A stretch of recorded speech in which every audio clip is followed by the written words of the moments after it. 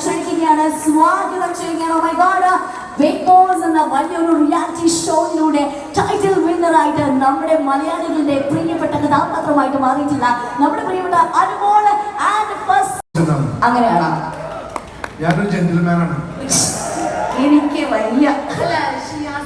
Voice കൂടുതൽ വന്നത് അറിയോ? അല്ല, നിങ്ങൾ ആദ്യം ഒരു തീരുമാനത്തിൽ എത്തുമോ? എന്നിട്ട് നമുക്ക് അത് ഞാൻ ഇന്നലെ രാത്രി മെസ്സേജ് പറഞ്ഞായിരുന്നു. എന്റെ പേരൊന്നും ഉച്ചരിക്കുന്നത് അല്ല, അനുമോട് സംസാരിക്കണം. ഫസ്റ്റ് ഞാൻ തീരുമാനിക്കാം. എന്നാ ഒരു ടോസറോ ടോസോ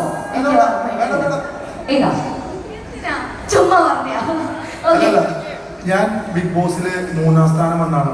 അനുമോള് വിന്നറായതാണ്. അപ്പോ അനുമോൾക്ക് എന്നെക്കാളും ഉയരവും കുറവാണ്. അപ്പൊ അനുമോൾ സംസാരിക്കും. അനു, ഇതിനേക്കാളും വലിയൊരു ഇൻട്രോ എനിക്ക് കിട്ടാനില്ല. കിട്ടില്ല സംസാരിച്ചാൽ ബാക്കി കൗണ്ടർ ചെയ്യാൻ. ഇത്ര പൊക്കി ഞാൻ പറഞ്ഞിട്ടുണ്ട്. ഇത്ര വലിയ ഉയരവും വിവരവും നല്ല ഞാനിപ്പോ ആരോടാ ചോദിച്ചു പോയെന്നുള്ളതാണ് ഇപ്പൊ എന്റെ ഡൗട്ട്. നമുക്ക് അവരുടെ ഇഷ്ടമല്ലേ വരുന്നത്. അപ്പൊ അവരാണ് വോയിസ് കൂടുതലും. അവര് നിന്നെ കല്യാണം കഴിക്കാൻ സംസാരിക്കും. കല്യാണം കഴിക്കാൻ ചോദിച്ചാൽ ഇവരെപ്പോഴും ഇങ്ങനെ വന്നാലും ഇങ്ങനെ തന്നെയാണ് കേട്ടോ. അതിന് സംസാരിച്ചോളൂ.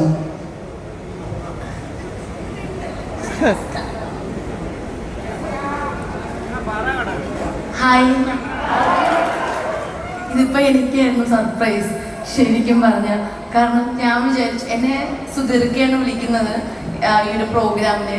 ഞാൻ വിചാരിച്ചത് 200 പേര് ചേർന്ന് നടത്തുന്ന ഒരു പ്രോഗ്രാമാണ്. അവിടെ വന്നപ്പോൾ 1500 പേരുണ്ടെന്ന് ഞാൻ അറിയില്ല. ശരിക്കും ഞാനാണ് സർപ്രൈസ് ആയത്. ഇവിടെ എന്തൊക്കെ സംസാരിക്കണമെന്ന് എനിക്ക് ശരിക്കും പറഞ്ഞാൽ അറിയില്ല.